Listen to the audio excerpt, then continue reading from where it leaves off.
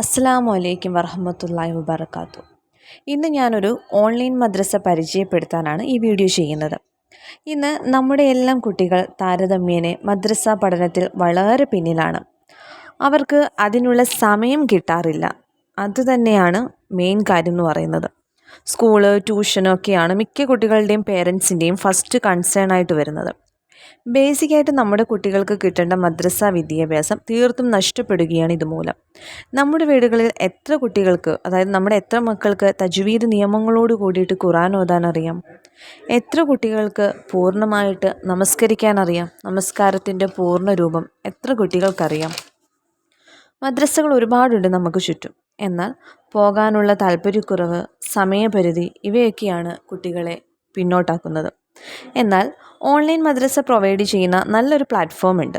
മക്കളുടെ കൺവീനിയൻറ്റ് ടൈമിൽ ദിവസവും 1 മണിക്കൂറിൽ, അതും ലൈവ് സെക്ഷൻസ്.